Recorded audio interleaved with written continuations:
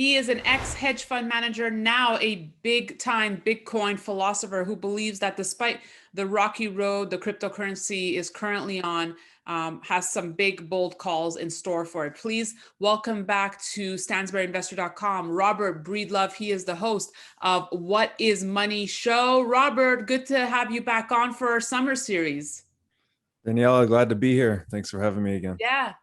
Well, it's been a while since we last spoke, and we're a fan favorite, so I thought it'd be a great opportunity to touch base with you as we are midway through the year here.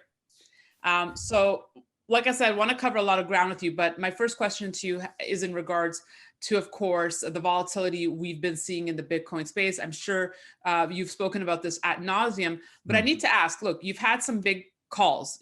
This year, by October, you were projecting 307,000, kind of in line or not too far from Max Kaiser's projection for the year. I'm going with $220,000 per Bitcoin. Do you still hold on to that call? And if so, can you paint me the picture of how we get there? Sure. So I think with all predictions, we should preface it by saying all models are wrong. Some are useful, most are dangerous. So I try to always lead in with any prediction with that awareness that nobody has a crystal ball. So disclaimers aside, I do think that we are still on track for a large all-time high in Bitcoin. So this would be above the local maximum of 64,000 that we hit a couple of months ago. Something that was unforeseen, for me at least, was this mass mining exodus out of China. This is a net benefit to Bitcoin in the long run, and that we're actually decentralizing mining outside of a single jurisdiction. But in the short run, this has a big impact on hash rate, forces a lot of selling to cover the logistical expenses of moving the miners. So I think that that was a bit of an anomaly in the projection for me. I would say the only thing I would change about the prediction, I still think $307,000 is in the card for this price cycle. The caveat I would add there is that I think the price cycles themselves will start to break down. Perhaps this is the last cycle. And when I say cycle, I'm referring specifically to the price action mapped over the Bitcoin 4-year halving cycle.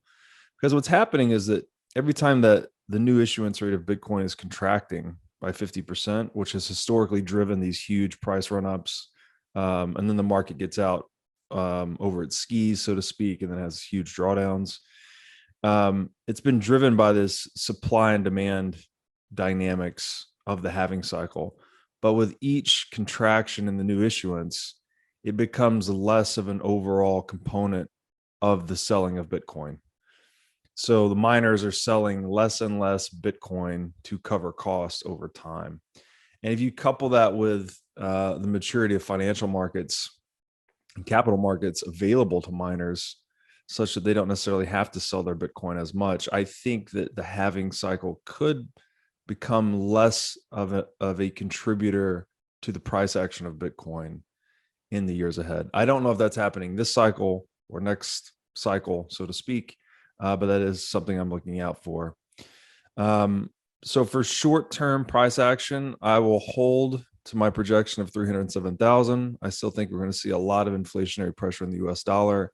I don't know if it will be registered Q4 of this year, or if it could be extended out into, say, Q1, Q2 next year. Yeah, I just want to dig a little deeper there, Robert, because we've seen how Bitcoin has been reacting to inflationary pressures, where people would argue that it's not acting as a hedge right now to these inflationary pressures. So we are not that far away from. I mean, yeah, we're still, we're only mid-year, but time passes fast. We're not that far away from the year end. So I really want to understand what could be the headwinds that would take us to 300,000. Yeah, so there's kind of two counterforces here, and we have to understand what inflation, first of all, means. It's a term that's very ambiguous Right. People think price inflation, asset inflation, currency supply inflation. Truth. When I refer to it, I'm specifically referring to currency supply inflation. So this is arbitrary increases in, call it USM2 as your general proxy. Although those metrics have all been changed and discontinued and everything else in the wake of COVID. What's happening in my perspective in the world is that uncertainty is increasing more and more and more. So if we just consider that money is, one of the definitions of money is as an insurance policy on uncertainty. We see a lot of people sitting on the sidelines. This is individuals, institutions, sitting in cash, right? Banks are heavily positioned in cash right now. Everyone's expecting there to be some type of downward movement if central bank policy intervention does not keep its current pace. So at the same time, you're creating inflationary pressures on the dollar, which is that the dollar would be losing purchasing power relative to goods and services. There's this counterbalance in that there's a huge reservation demand to hold dollars, to hold the optionality that it gives you in the event we have some downward volatility in the marketplace.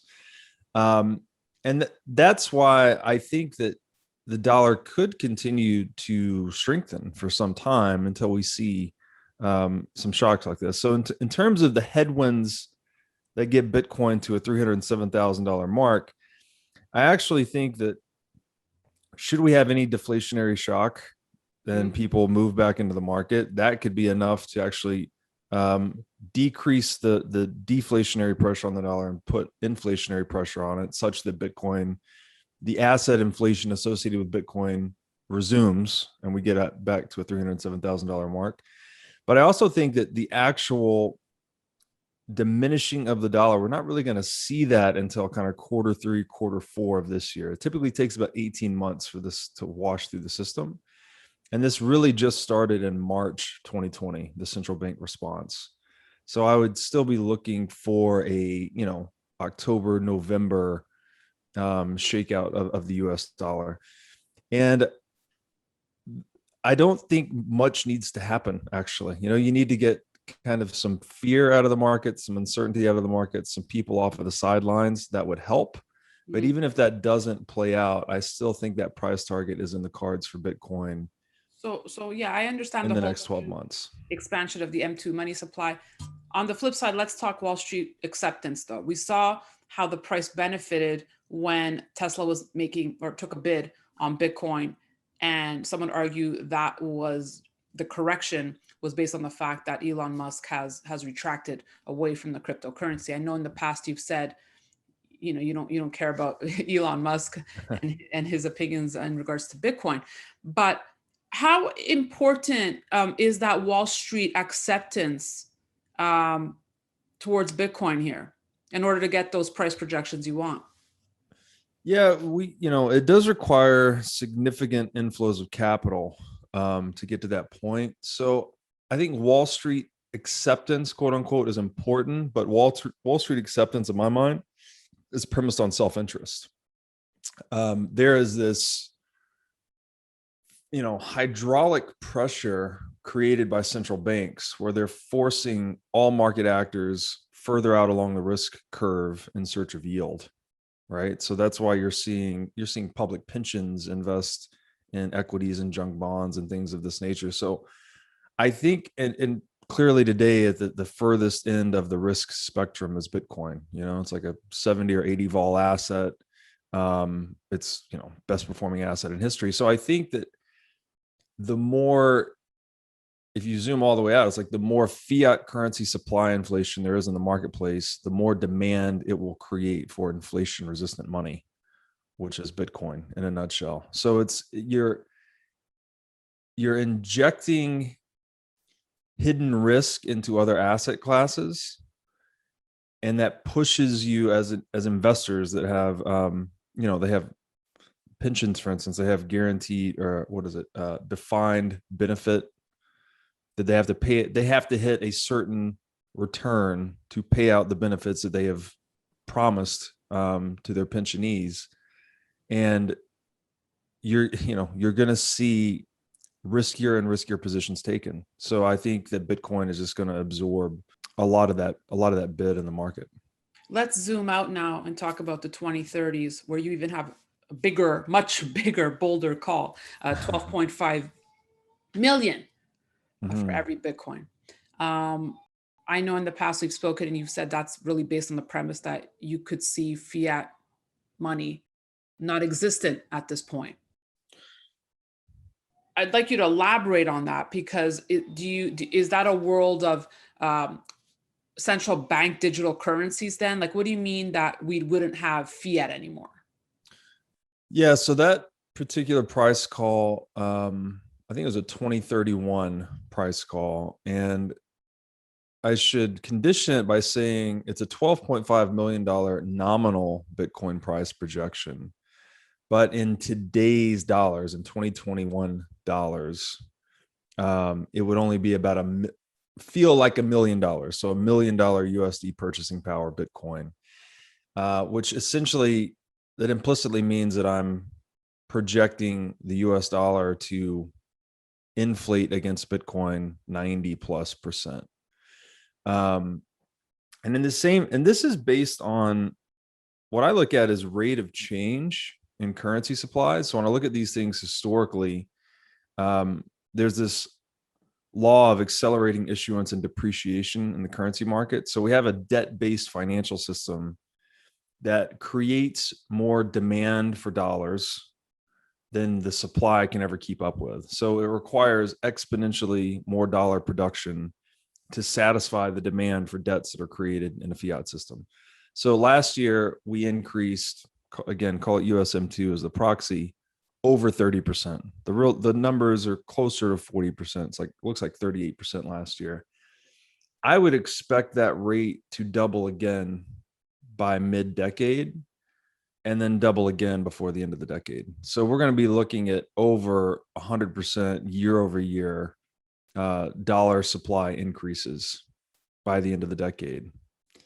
And at this point, I think the dollar is just it's going to be a prelude to hyperinflation of the US dollar. So I would expect, and during this time, weaker national currencies would be collapsing into the dollar. So weaker economies will dollarize as they have a currency crisis. People will try to get into anything that's more stable. The dollar in its position of global reserve currency will benefit from a lot of that. But I still think Bitcoin will continue to eat most of the monetary premium. The dollar is going to absorb a lot of it, but the Bitcoin's going to be absorbing from the dollar that monetary premium as well. So I see by 2035, I would expect the US dollar to be in a hyperinflationary state. What happens to Bitcoin if we enter a higher interest rate environment? Higher interest rate environment, I'd say that's probably going to happen. We've already seen that central banks, they're starting to acknowledge that they're going to go above the 2% inflation target. We could get into a 1970s situation where, we have a Volcker type figure come in and try to break the back of inflation by raising interest rates. I think in that particular situation, you'll see Bitcoin just continue to do what it's been doing. I don't think that will have a lot of effects on Bitcoin. And the main thing that I'm seeing is just rate of change. So it's rate of change in the currency supply versus rate of change in the Bitcoin supply. You've got certainty in Bitcoin. You have accelerating uncertainty in fiat currencies. So again, if we go back to that original definition of money as an insurance policy on uncertainty, market actors are just going to coalesce to the most certain, most predictable money. So I don't foresee interest rate environment having a huge impact on that dynamic. Robert, maybe you can help me with this one. And I saved it for you because I was walking with my 12-year-old niece yesterday. We're going to the park, and she's taken an interest. She watches my interviews and taken an interest in cryptocurrencies. And she stopped and she said, "Can you explain to me why we need Bitcoin?" And I just kind of stopped in my tracks because it's such a simple question, it seems, but it left me, kind of just stopped in my tracks thinking, and I thought, wow, that's a really good question. So I'd Right. like to get your take, and maybe you can help me answer her question here as to why do we need Bitcoin? Oh, that is as deep of a question Right? as what is money, which, as you know, that's why I named the show that, because I think it's a very important question to ask ourselves. But I would say, I don't know if this is an appropriate answer for a 12-year-old, but I'll do my best. We need property rights are the basis of civilization.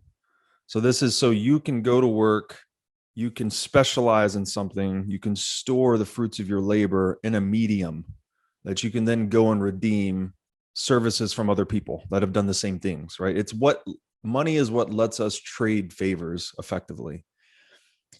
If you have one entity or one group, any group of humans that can asymmetrically suck favors out of that pool, right, arbitrarily, and basically disfavor everyone else, right? Anyone that can't print money, then you have a broken system, right? Another definition of money is that it's intended to be a tool for trust minimization. So it's like, I don't need to trust, I can trust the people in my circle, call it my, 100 some odd people in my circle. The other 8 billion people in the world, I don't need to trust them to cooperate with them. I can just use money. Right? I can just send them money, receive money. We can trade through money. So money is, as Nick Szabo writes about, it's a trust minimized medium for exchange. And the money we use today is not trust minimized. We're trusting bureaucrats not to print, not to expropriate us, not to rob us. And that trust has been the most violated thing across the course of human history. And so to look to Bitcoin, it's like it's finally a money that cannot be corrupted, cannot be debased. It is actually trust minimized, in that it's 100% verification, 0% trust, right? Like, you're trusting mathematics, not human nature. So that's maybe kind of a deep answer for a 12-year-old. No, you did much better than my answer. So thank you for that, Robert. Of course. I guess, I'll definitely make her watch this video.